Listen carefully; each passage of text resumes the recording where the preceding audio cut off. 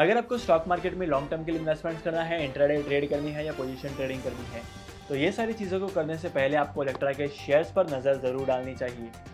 क्योंकि अगर मैं इसके प्रीवियस क्लोजिंग की बात करूँ तो प्रीवियस क्लोजिंग में इसके इन्वेस्टर्स को इसने 5% के रिटर्न दिए हैं। और अगर मैं सिर्फ और सिर्फ कल की बात करूँ तो कल यहाँ पर बहुत बार अपर सर्किट लगे हैं। इसके पीछे का रीजन क्या है पता है? इलेक्ट्रा को 125 करोड़ का प्रोजेक्ट मिला है इलेक्ट्रॉनिक बसेस प्रोड्यूस करने का, और इसी के साथ साथ इलेक्ट्रा जो है वो मार्केट की एक इलेक्ट्रॉनिक व्हीकल्स के सेक्टर की लीडिंग कंपनी है। और इसी के साथ साथ होप यही है कि कल भी इसके शेयर्स में काफी अच्छे रिटर्न देखने को मिलेंगे।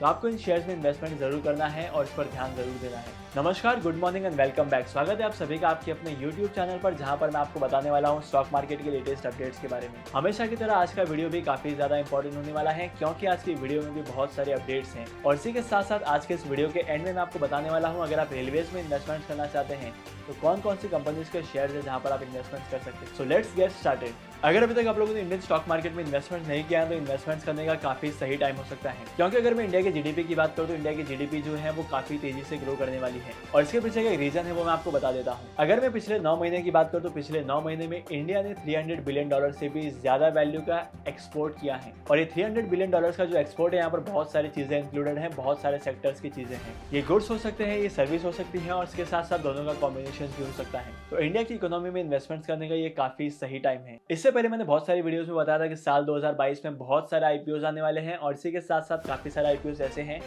जिनको अप्रूवल मिलने वाला है। और इसी के साथ साथ अगर मैं लेटेस्ट अपडेट्स की बात करूँ तो सेबी ने एक और कंपनी को अप्रूवल दे दिया है आईपीओ लाने के लिए। ये कंपनी एक हेल्थ केयर सेक्टर की कंपनी है, और इसी के साथ साथ इस कंपनी का नाम है जीपीटी हेल्थ केयर। और इसी के साथ साथ इस कंपनी के आईपीओ की टोटल वैल्यू होने वाली है 500 करोड़। काफी ज्यादा लगता है ना, लेकिन एक कंपनी के लिए इतना ज्यादा नहीं। इसके बाद अब हम बात करते हैं बैंकिंग सेक्टर की। और जब कभी भी हम लोग बैंकिंग सेक्टर की बात करते हैं तो बैंक की कितनी भी एक्टिविटीज हो, सारी की सारी एक्टिविटीज को करने के लिए बैंक को परमिशन लेनी पड़ती है आरबीआई के पास से। और आरबीआई ने फिनो पेमेंट बैंक को इंटरनेशनल मनी ट्रांसफर करने के लिए अप्रूवल दे दिया है, और इसी के साथ साथ ये अपने ऑपरेशंस काफी जल्दी स्टार्ट करने वाले हैं। और तो और अगर आपने फिनो पेमेंट बैंक के शेयर्स में इन्वेस्टमेंट किया है तो आपके लिए काफी अच्छी खबर है, क्योंकि इस न्यूज के बाद इस कंपनी के शेयर्स में काफी अच्छा ग्रोथ दिखाई दे सकता है। बैंकिंग चार्जेस और एटीएम के चार्जेस को लेकर इससे पहले मार्केट में खबर आई थी कि हर एक बैंक अपने एटीएम के चार्जेस को बढ़ा रहे हैं। लेकिन अगर मैं रिसेंट अपडेट्स की बात करूँ तो यहाँ पर एसबीआई ने अपने आईएमपीएस के फीस को बढ़ा दिया है। अगर आप एसबीआई बैंक के कस्टमर हो तो आपके लिए आईएमपीएस करना थोड़ा सा महंगा हो सकता है, क्योंकि यहाँ पर एसबीआई बैंक आपसे चार्ज करेगी 20 रुपीज पर ट्रांजेक्शन, और इसी के साथ साथ यहाँ पर लगेगा जीएसटी। तो ट्रांजेक्शन आपका जो है वो 23 से 25 रुपीज के आसपास हो सकता है।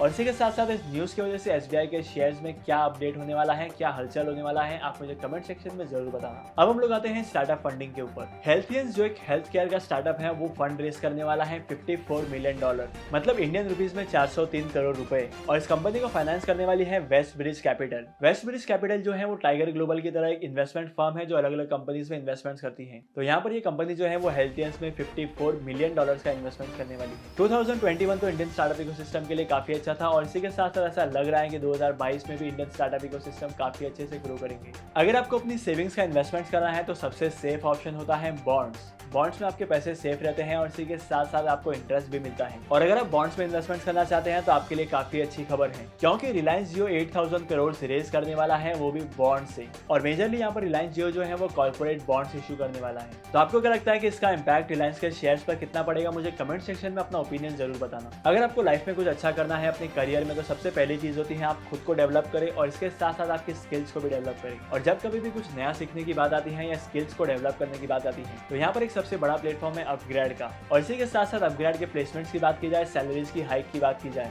तो यहाँ पर अपग्रेड के कोर्सेज करने के बाद लोगों की सैलरी 450% तक हाई हुई है। अगर आपको अपग्रेड से कोई भी पोस्ट ग्रेजुएशन कोर्स करना है या ग्रेजुएशन कोर्स करना है तो अपग्रेड की लिंक मैंने डिस्क्रिप्शन में दे दी है, वहाँ पर जाकर आप चेकआउट कर सकते हैं। अगर आप शेयर मार्केट में इन्वेस्टमेंट करना चाहते हैं तो यहाँ पर 2 तरीके के स्टॉक्स होते हैं। सबसे पहले मल्टीबैगर्स और दूसरे होते हैं वेल्थ डिस्ट्रॉयर्स। मल्टीबैगर के बारे में तो हम लोगों ने बहुत सारी वीडियोस में बातें की हैं, लेकिन आज की इस वीडियो में मैं आपको एक वेल्थ डिस्ट्रॉयर के बारे में बता देता हूँ। और इस कंपनी के शेयर का नाम है अतुल ऑटो।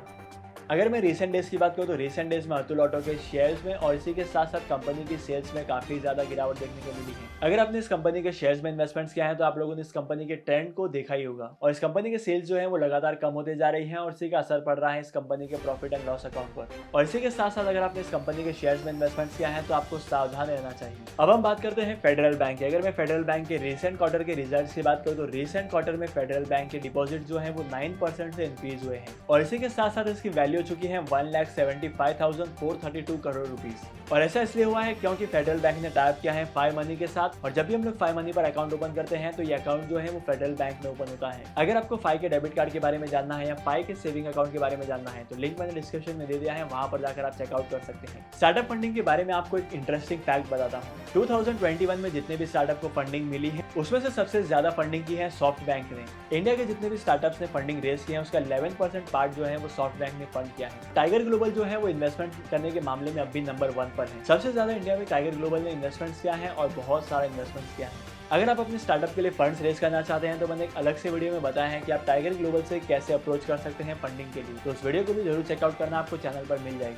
अब हम आते हैं वीडियो के आखिरी पार्ट पर कि अगर आपको रेलवेज के शेयर्स में इन्वेस्टमेंट करना है तो कौन कौन से रेलवेज के शेयर्स हैं जहां पर आप इन्वेस्टमेंट कर सकते हैं। सबसे पहले आप इन्वेस्टमेंट कर सकते हैं IRCTC में, और सेकंड नंबर पर आप इन्वेस्टमेंट कर सकते हैं IT कॉन में। थर्ड नंबर पर आता है RVNL, और इसके बाद आप इन्वेस्टमेंट कर सकते हो इंडियन रेलवे फाइनेंस कॉर्पोरेशन में, और इसके बाद आप इन्वेस्टमेंट कर सकते हो राइट्स में। Last but not the list आपको इन्वेस्टमेंट करना चाहिए रेलटेल में। इन कंपनीज के फंडामेंटल्स काफी ज्यादा स्ट्रॉन्ग है। अगर आप लॉन्ग टर्म के लिए इन्वेस्टमेंट करते हैं इन कंपनीज के लिए तो काफी सही कंपनीज हैं। और इसी के साथ साथ आज के इंपॉर्टेंट वीडियो को यहीं पर खत्म करते हैं। होप करता हूं कि आज की इंपॉर्टेंट वीडियो से आपको स्टॉक मार्केट के लेटेस्ट अपडेट्स के बारे में पता चला होगा। अगर आपको आज की वीडियो का कंटेंट वैल्यूएबल लगा है तो आज की वीडियो को लाइक करना, शेयर करना, और इसी के साथ साथ अगर अभी तक आप लोगों ने इस चैनल को सब्सक्राइब नहीं किया है तो क्या कर रहे हो यार, इस चैनल को सब्सक्राइब करो, क्योंकि इन्वेस्टमेंट, स्टॉक मार्केट और फाइनेंस के बारे में बहुत सारी चीजें मैं आपके साथ शेयर करते रहता हूं, तो इस चैनल को सब्सक्राइब करना तो बनता है। शेयर मार्केट में इन्वेस्टमेंट करने के लिए आपके पास एक डीमैट अकाउंट होना बहुत जरूरी है, और अगर आपके पास एक डीमैट अकाउंट नहीं है तो डीमैट अकाउंट ओपन करने के लिए लिंक मैंने डिस्क्रिप्शन में दे दिया है। तो फिर मिलते हैं अगली वीडियो में नए टॉपिक के साथ, एक इंटरेस्टिंग टॉपिक के साथ। तब तक के लिए signing off, happy investing and